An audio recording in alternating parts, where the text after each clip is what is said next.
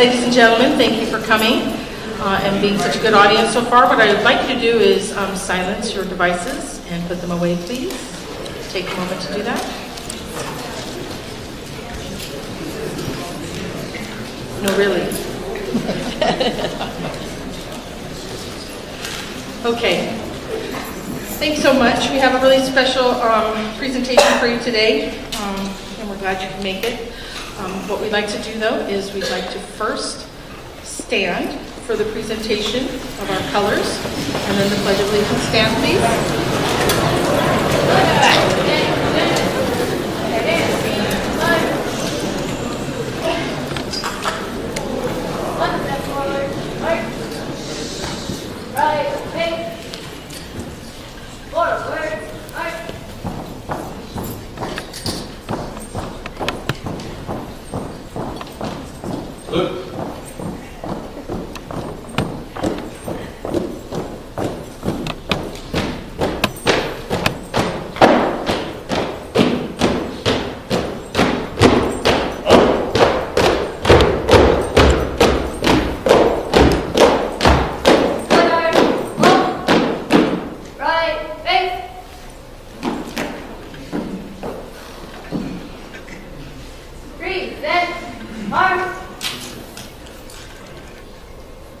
Okay, would you do the Pledge of Allegiance with me? I pledge allegiance to the flag of the United States of America and to the republic for which it stands, one nation, under God, indivisible, with liberty and justice for all. Thank you very much. Stay standing. Thank you. Right, face. Forward, march.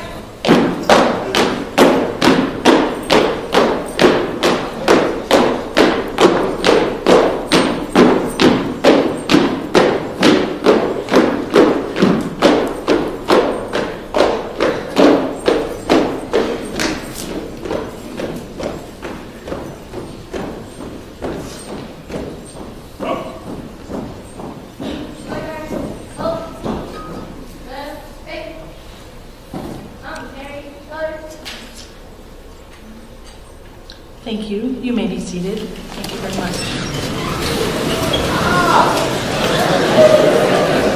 Okay. Thank you. Okay. Now Ms. Parker, our principal, is going to say a few words. Okay?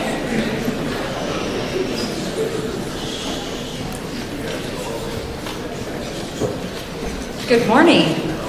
Thank you for coming to our very special presentation of Manzanar, a living history brought to us by Mr. Tabo Konon. Before we get started, I'd like to make a couple of introductions, and please stand whenever I announce your name. We are always happy to have members of our own Antelope Valley High School District Board of Trustees, and so I'd like to introduce Ms. McGrady.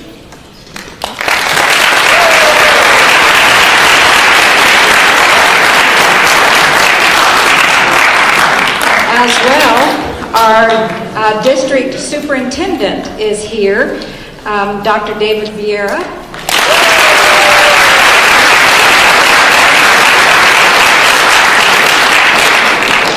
And the deputy superintendent of the district, Mr. Jeff Foster. He's also a former principal here.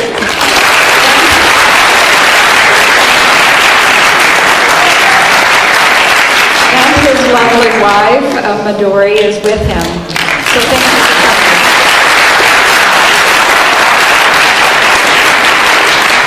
Additionally, we are happy to have from Assemblyman Tom Lackey's office, Mr. Brian Anguiano.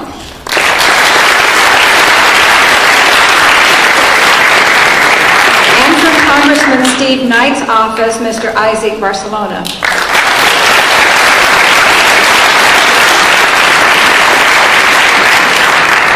We are also pleased to welcome members of the Spectrum News and the Antelope Valley Press today. So thank you all for being here for this very special presentation.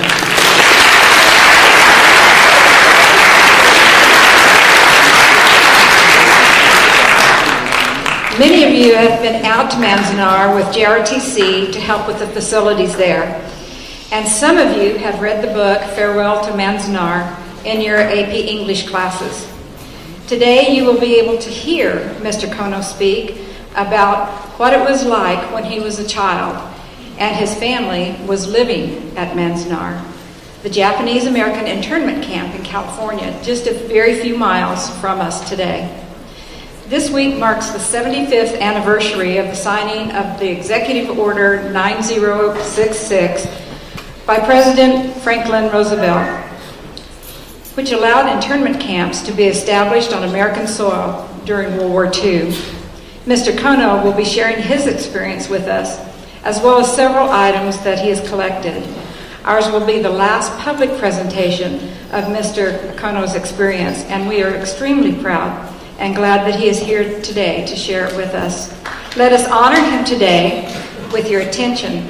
Please silence and put away your electrical devices if you haven't already. And thank you. Please give a very special and warm local welcome to Mr. Kono.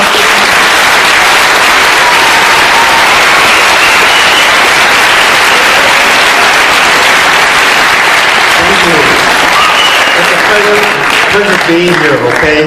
You know something? I look in the audience and you all look alike to me.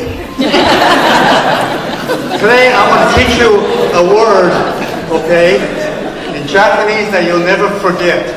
Can all of you say the state of Ohio? The state of Ohio. Louder. The state of Ohio. Ohio, just say Ohio. Ohio. Okay, in Japanese, Ohio means good morning. So Ohio to you. It's a pleasure to be here. Before I start, I want to show you a few little artifacts, okay, before we get going. I was in Manzanar from April of 1942 to October of 1945. And I want to explain to you why we were interned during the war. One reason, okay, with the Japanese American is we look different. My eyes like that, yours is like this. Okay? Secondly, I want to give you a little bit of history about my parents, okay? My father was born in 1900. He immigrated to America in 1921. In that time, there weren't too many Japanese ladies in America to get married, as far as interchanging getting married. So my father, the difference between your culture and my culture, I'll show you the difference, okay?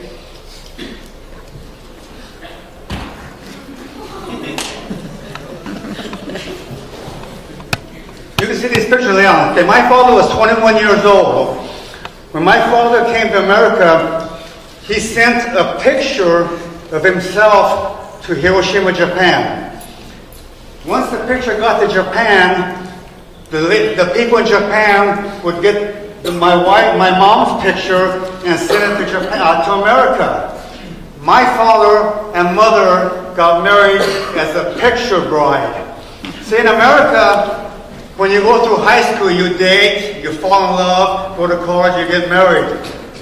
Well, my parents did it the opposite way. They had to get married first, fall in love, and then make a living. So there's a big difference between us. I'm a cabinet maker, and I owned Palmer Cabinet for many years, okay?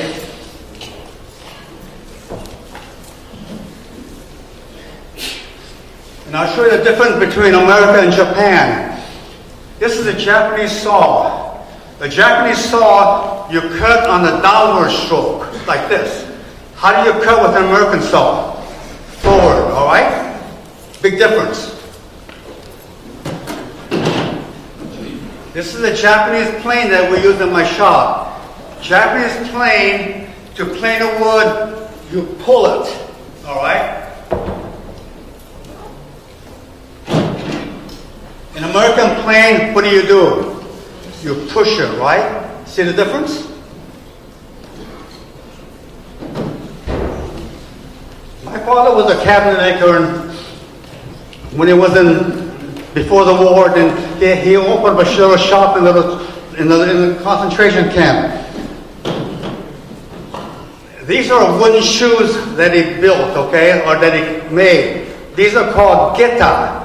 And we used to wear these to go to the shower room in camps. This is part of the shoes that we wore. This is the geta, okay? My father cut down a walnut tree in camp, and he made these handles. These are handles for a knitting bag. These are on the roof. But Japanese ladies like to knit a lot, so he would make these handles for the Japanese ladies. After the war was over, when we moved to Palmdale in 1943, my dad made 5 suitcases like this, wooden suitcase, and this was made to bring our clothes to Palmdale. One is in the Inyo County Museum, and I'll explain to you later on. Okay, let's go back to history now. February 19th was a very important day to us. That changed our whole life around.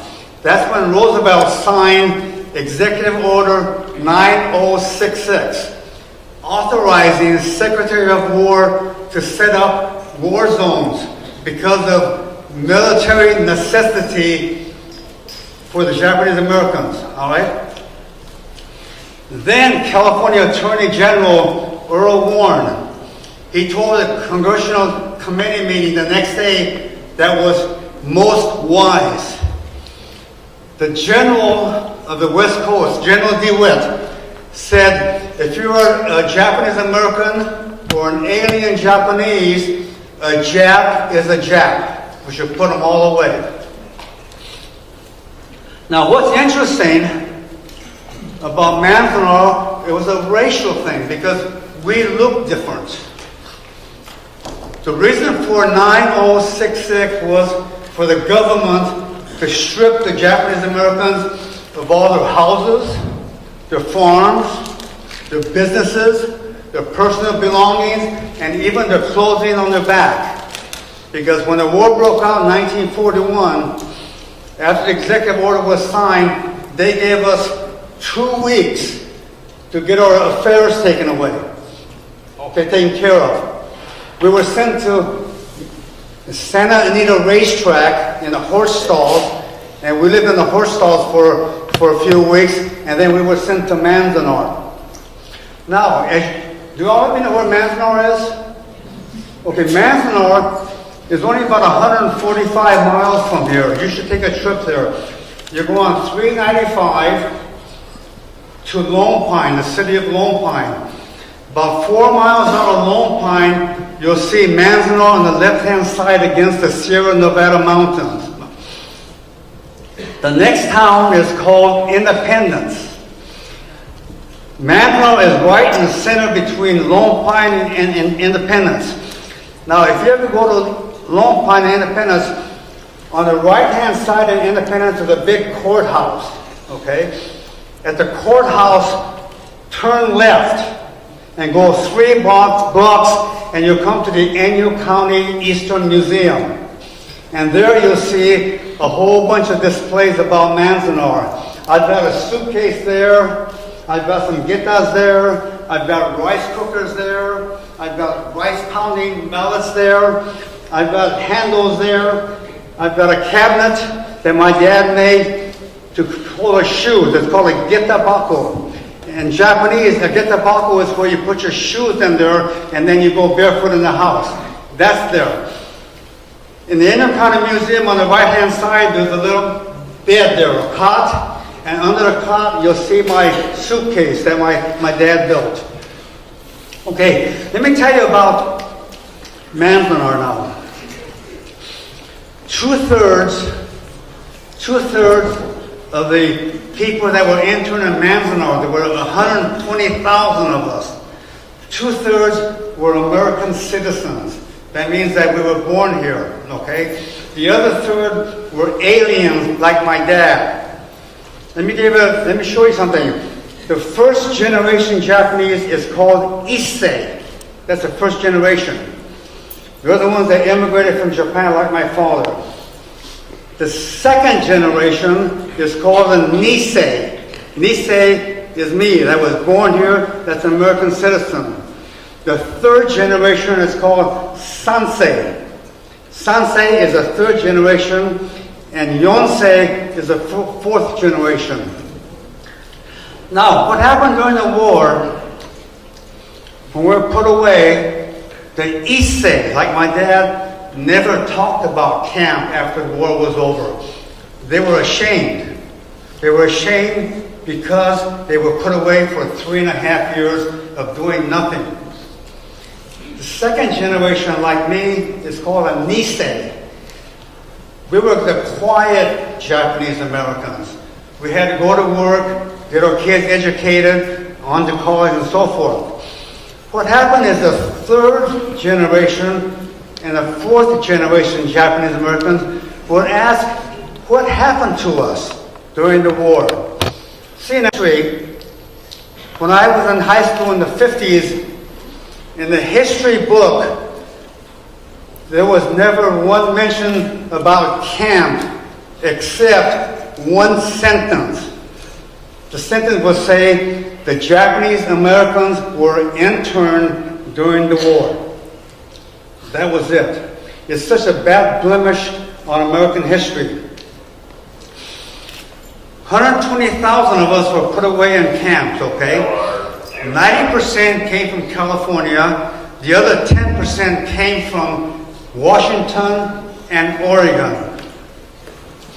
There were 10 camps in America, 10 of them, housing 120,000 people. There were two in California, 2 in Arizona, 1 in Utah, 1 in Idaho, 1 in Wyoming, and 2 in Arkansas. When the war was over in 1945, we were homeless. We had nowhere to go because before the war, we lost everything. We lost our house, we lost the business, we lost everything. So we were homeless after the war was over. We stayed in camp all the way through October. The war was over in August, I think August 15th. We stayed in camp till October 22nd when the SD Railroad offered my dad a job in Palmdale in 1945, and that's how we came to Palmdale. I'm still here. It's a long time. Now,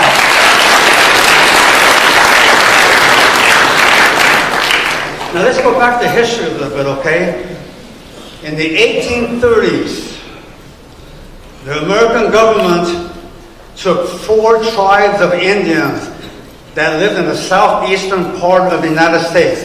They lived there for centuries, okay? They were the Choctaws, the Creeks, the Cherokees, and the Chickasaws. They moved these Indians west of the Mississippi because of military necessity. 111 years later, that was the same rationale they used to move the Japanese Americans into concentration camps. Military necessity. But there was a lot of differences between the Indians and the Japanese Americans. Number one, the American Indians weren't Americanized. They were at war with America. They didn't like the Americans. Whereas 2/3 of the Japanese Americans that were interned were American citizens. We grew up in America. We knew nothing but American schools, American food. We loved hot dogs, Chevrolets, jazz, and we loved playing baseball. Whereas the Indians weren't Americanized.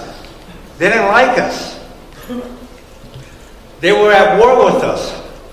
When the war broke out in 1941, the next day, the Japanese American Citizens League sent a telegram to President Roosevelt saying, "We are loyal to America. We will fight for you. We will defend our country, and we will do anything to help America. Either Roosevelt didn't see the telegram or he didn't care. They gave America a chance to exploit the yellow pearl. Now, during the war, there were during 1941, there were about 5,000 Japanese Americans serving in the United States Army. In 1942, they upped that to 10,000 to join the American Army. Then in 1943, they decided that the Japanese Americans were alien enemies, so they quit drafting the Japanese Americans in 1943. In 1943, there were 2 battalions of Japanese Americans. There were 33,000 Japanese Americans serving in the war in Africa, Europe, Italy, and France, okay? One was the 100th Battalion, and one was the 442nd Regimental Combat Team. 2 divisions, all right, of 33,000 men. To this day, in American history, this is the most honored regiment teams in American history. They had the most casualties during the war, percentage-wise, of 33,000. They had 9,846 casualties during the war, out of 33,000 men. Of these men, one got the Congressional Medal of Honor. His name was Sadao Nuemori. And what happened was in Italy, a month before the war was over, a German threw a hand grenade, and he jumped on a hand grenade to save his fellow men. If you drive down the 405 freeway towards Gardena, and you go towards the 105 freeway, there's a big interchange there. And that is called the Sadao Nuemori Memorial Interchange. Now, what's interesting is that during the war years, there was so much prejudice against the Japanese Americans.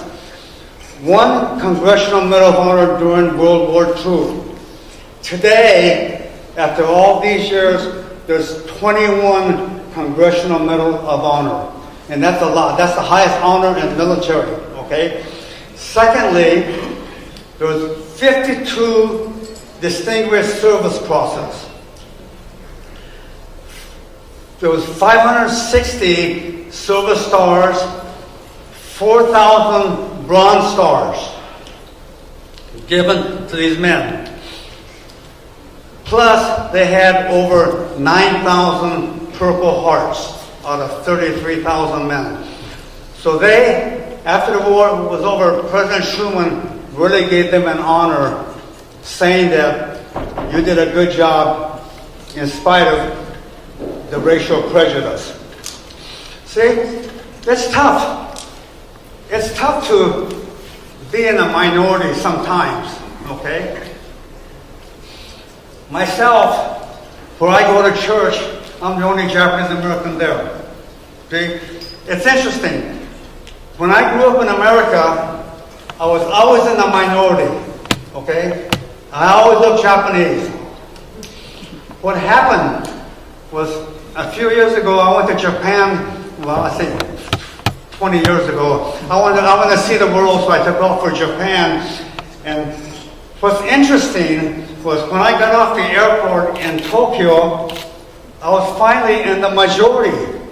It was what an odd feeling to be in the majority and not being in the minority. See? What's happening with the Japanese culture, okay? That in the Japanese culture, the Japanese Americans are not marrying into Japanese people. Let me give you an example. My brother was an interpreter during the war, and he spent 13 years in Japan under MacArthur exchanging prisoners between Japan and America. He married a Japanese girl, okay? they had 5 kids. Out of the 5 kids, not one married a Japanese. They went from Spanish and Italians and Irish and so forth. My sister, my oldest sister, married an Irishman. All right? She had 4 kids. Not one married a Japanese. Between Irish and so forth. They're all half-breeds. Here I come along, okay? I met my wife in Japan, all right? I met a true Japanese. I had 3 kids. Out of 3 kids, not one married a Japanese. So my whole family, okay, they're all half-breeds except us. So a true Japanese American looks like me. When we came to Palmdale, I'll talk about Tampa in a second, but when we came to Palmdale in 1945, it was really a tough town to come to because it was right after the war. First thing we heard was, here comes the Japs, here comes the Japs, okay? You can't help it because it was after the war. We had to get a police escort to go grocery shopping in Palmdale. That was how bad it was. We moved to the poorest part of Palmdale. My father got a job with SD Railroad, and we lived in the section houses. I don't know what you want. So you don't see that today, in the section houses. That was where the people that worked in the railroad lived. Number 1, we had no electricity when I grew up. Number 2, we had no gas. Number 3, we had no hot water. Number 4, we used kerosene lanterns for light. And number 5, we had to cut our own firewood. So when we took a bath, 3 of us kids, the 4th kid always got the dirty water. We used the same bathtub. Palmdale was tough to grow up in the first couple of years. But the Japanese American culture, okay, we endured. See, here's the Japanese code of ethics. Okay, number 1. Number 1 is honor. Number 2 is service. Number 3 is obligation. As I said, honor, service, obligation, okay? It was these heritage and these values that made the families endure their years in camp. Also, they helped the fighting men fight the war in Europe facing death. There was a man named Mike Matsuoka, and he was a Japanese American. In 1941, he wrote the Japanese American Creed. And this creed states that I am proud to be an American citizen. Because of my heritage and background, I fully appreciate the advantages of this country. I glory in her heritage. I love her institution, ideals, and traditions. I boast of her history. And I trust in her future. Mike Matsuoka was arrested in Nebraska making a speech. He was sent to camp in 1942. Now here's what's interesting about Mike Matsuoka. Mike Matsuoka had 5 brothers. Out of 5 brothers, they all served in the U.S. Army. 1 was killed, 1 was a paraplegic, and 3 were wounded. Out of the 5 brothers, there were 30 medals between them, fighting for the country, America. And here's what's the saddest part for me about being in the internment camp. See, Manzanar consisted of 6,000 acres. Manzanar. Out of 6,000 acres, 500 was fenced. And there's a picture of Manzanar right there on the very end, okay? Manzanar was fenced with 8 guard towers around the camp. Now, they say the guard towers were there to protect us. Well, you know, it's kind of ironic that if they were going to protect us, all the guns were facing inside. If they're going to protect us, the guns will be facing outside. Manzanar, on 500 acres, consisted of 36 blocks. Okay? I lived on block 36. There were 504 barracks, and these barracks were like this. They were all tar paper roof. The floors had 1x6s with big cracks in them like this. And when the wind would blow, all the dust would come on. It was really cold and dusty. They didn't have linoleum until the end of 1942. Each block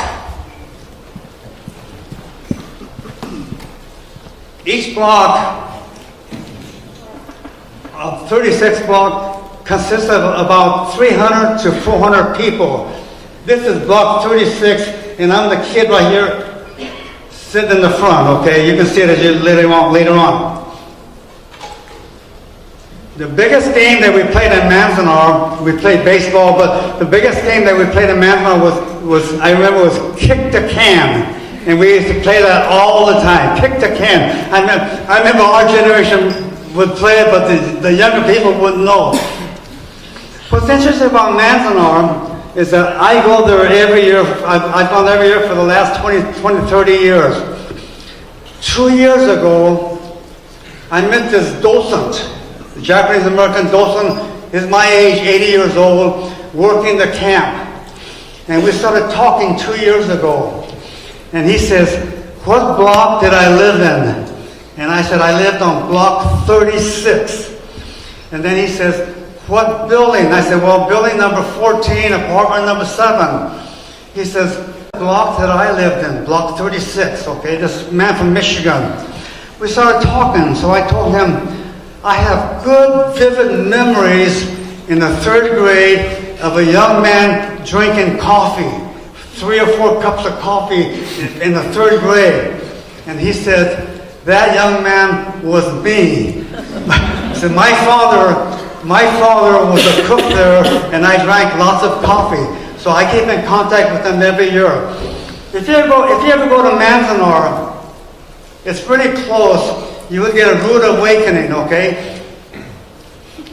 As you go in toward Manzanar, you'll see 2 guard shacks. So I'll show it to you on a picture later on. My dad built the 2 roofs on that in 1942. He was a semi-skilled cabinet maker as far as professions goes. In Manzanar, the skilled people like doctors and nurses and lawyers, they made $19 an hour. The semi-skilled like my dad made $16 an hour in Manzanar. The unskilled laborers made $12 an hour. And that's how we got our money to function in Manzanar.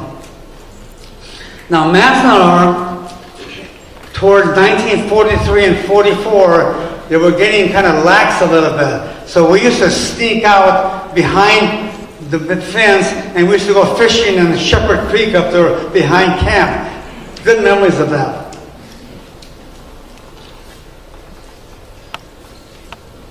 Okay. In 1960, I joined the U.S. Army, and I'm the guy right here with the big ears. Okay, I'm at the end, okay?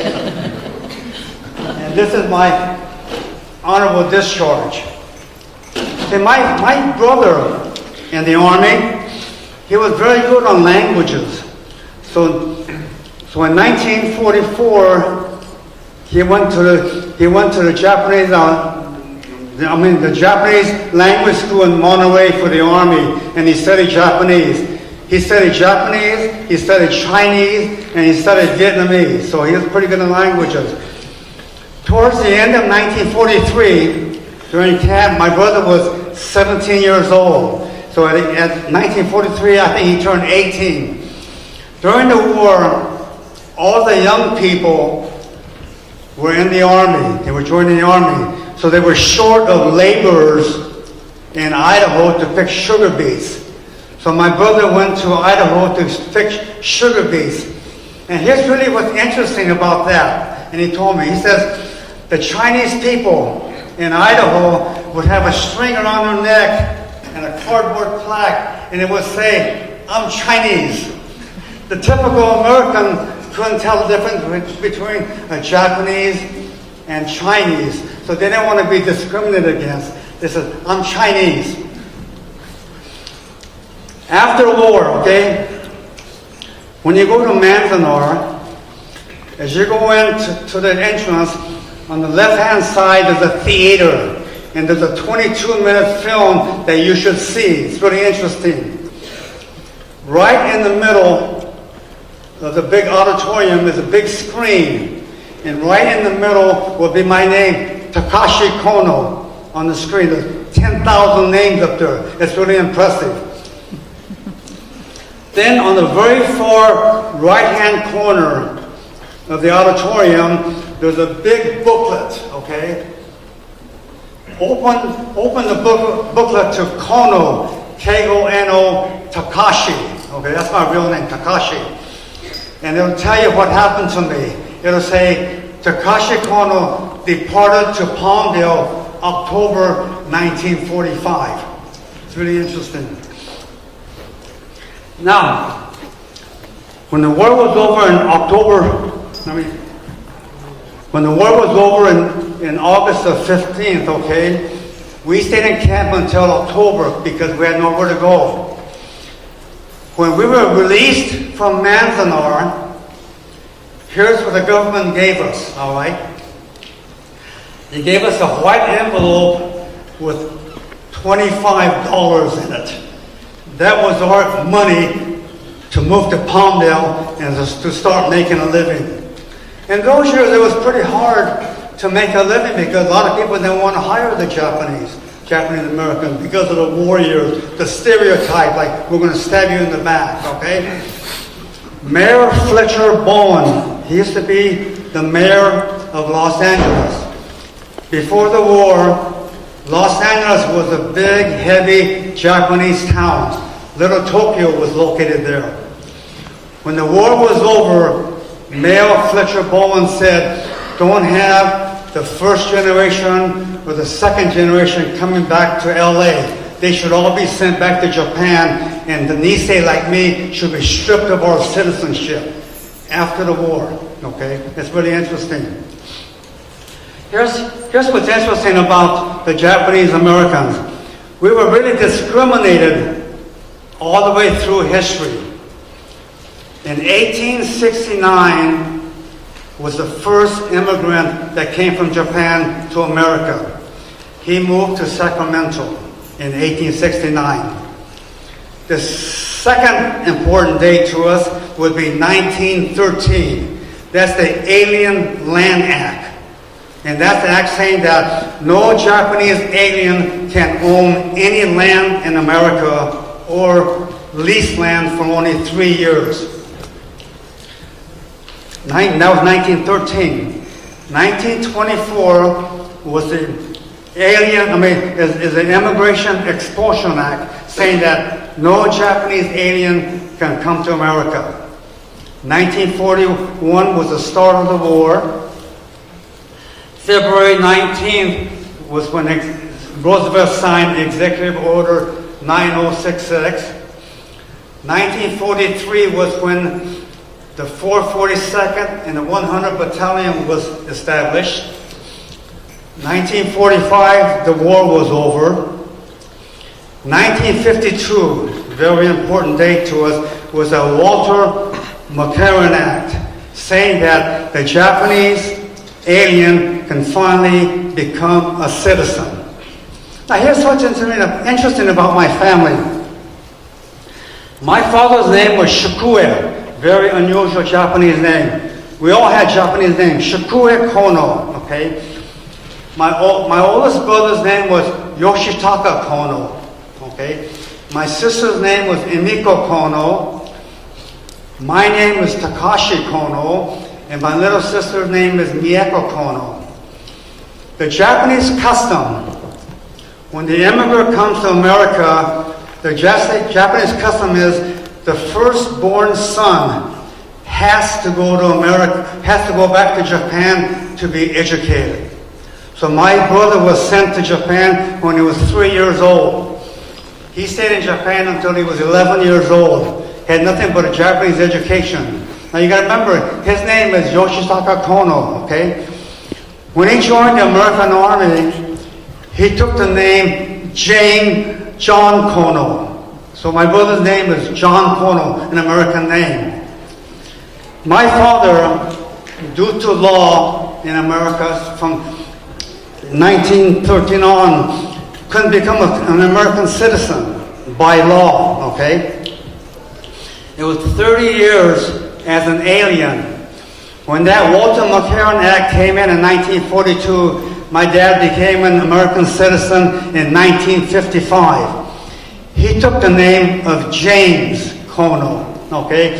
So here's one brother that was educated in Japan named John, and my dad was born in Japan named James, and they both have American names, and we all have Japanese names. I thought that was pretty interesting. Now,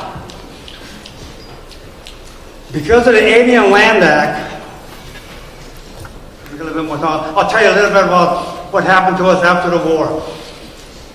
On that Alien Land Act, where Japanese couldn't own any land in America, okay, my dad bought his house on 116th Street through my brother's name.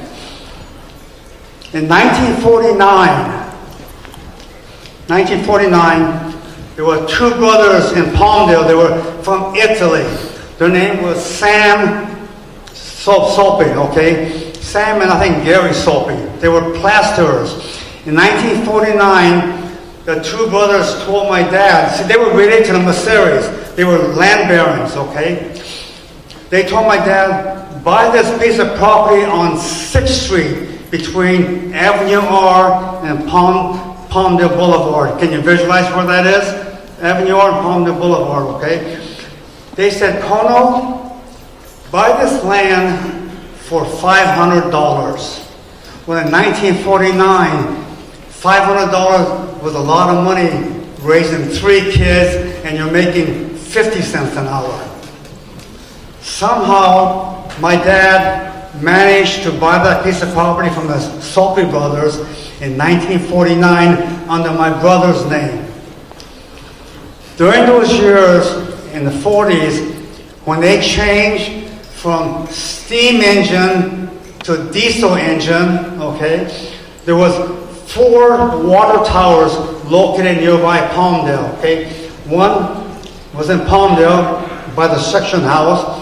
The other one was by Barrel Springs Road, that was called Ravenna, and there's 2 more down the road.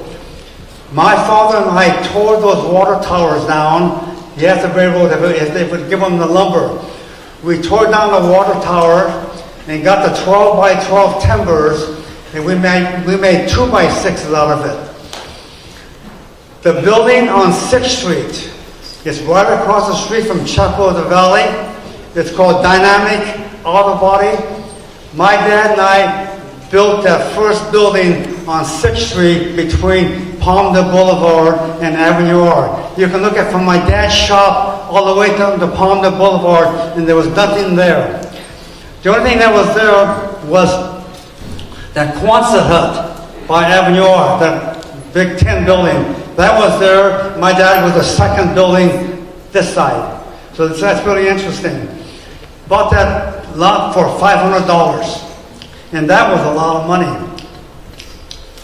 At that time, in 1950, in Palmdale, we still worked in the railroad. We still lived in section houses, okay? We finally got gas and hot water, but no, we still had outhouses. There was a family from Hungary. His name was Radovich. And he owned a house on 15th Street and Palmdale Boulevard. That's where the Camacho Auto Part is. Remember that place? There were 2 buildings on that street right there with no roof on it. Radovich didn't know how to build the roof. So they asked my dad, if you would put the roof on the 2 buildings, I'll give you part of my 5 acres on Palmdale Boulevard and 15th Street. So my dad and I built the roof on those 2 houses. He gave us a piece of property, 50 by 150 on 15th. And we built the house in 1950 and 51. We tore down a church in Bakersfield and took that lumber and we built that house. If you ever go on that street, notice the roof on that building, okay? Don't worry about the 2-story. I added that in 1989. Just remember as the single story. Look at the roof. The roof looks exactly like the roof in the 2 guard tracks in Manzanar. Exactly the same. Now, Mike Matsuoka on the Japanese Creed, okay? He was a very famous person in the Japanese American community because he stood up for his rights. There was one man named Komamatsu during the war, and he said that it's unconstitutional to put us in a camp. I said, I will not join the U.S. Army and I will not defend the country because it's unconstitutional. That case finally went to the Supreme Court in 1944, and the Supreme Court said that any Japanese alien you cannot put behind barbed wire because of race or as a Japanese American because of being an American. It was unconstitutional. So finally, it was resolved. It's really a blemish in American history, but I think it's getting better about being accepted. See? Here's the whole thing with the Japanese American. The Nisei had to go to work and go to college and so forth. I'm the only one that went to college and graduated from college in my family, in my generation. I worked my way through college. My father didn't have any money, but somehow in those years you can get by on $1 an hour on the weekends and make it through college. You couldn't do that today. It took me 5 years, but I did graduate and I went in the Army. The Japanese American, in 1930s and 40s and 50s, on a scale of 1 to 10, 10 being the highest and 1 being the lowest, they were rated number 1.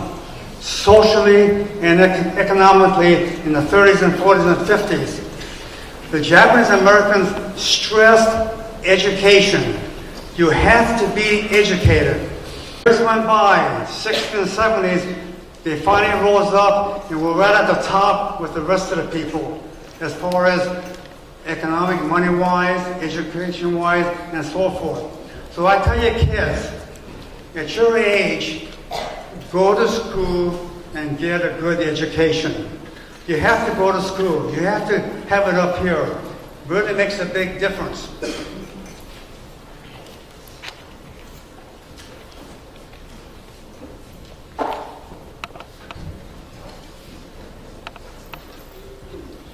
If you go to Manzanar, take your auto tour and go way in the back of Manzanar. This is where the cemetery is. This is the cemetery. You can see later on, okay? There were a lot of graves there right after the war, but after the war was over, the Japanese Americans came in, took the graves out, and they reburied the people. Today, there might be about 6 or 7 graves that's left. Okay? Okay. Okay, thank you very much.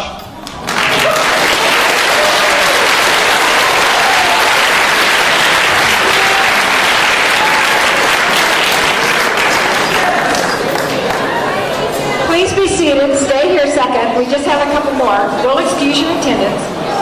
Okay, be seated. We have a couple more presentations we want to do. It won't take long.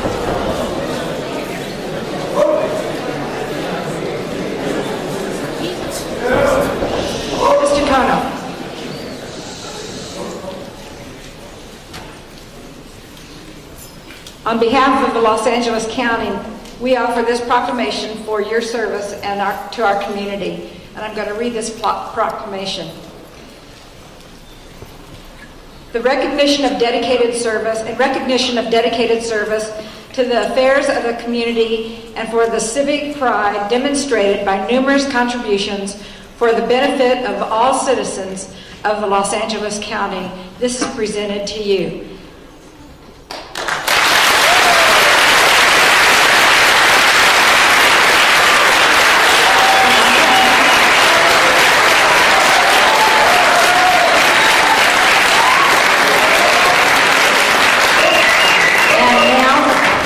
From the office of Congressman Steve Knight, Mr. Isaac Barcelona.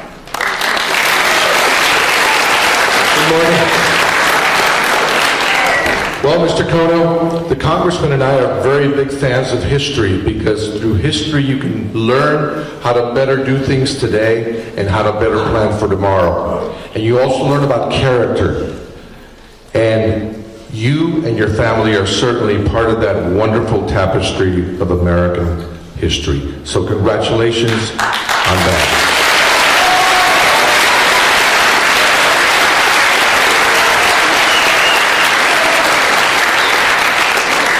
And now to honor Mr. Kono, representing our California Assemblyman Tom Lackey and his office, Brian Acquiano.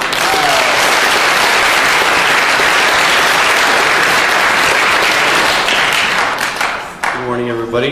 My name is Brian Anguiano. First and foremost, it is an honor to be here to celebrate Mr. Kono's, as a living legend of the Antelope Valley. His character truly defines how all of us really need to be and how we need to, face adversity and how we need to be able to take into account all the things that are important in life. And on behalf of the state of California and the Office of Assemblyman Tom Lackey, I'd like to present this award to Mr. Takashi Kono.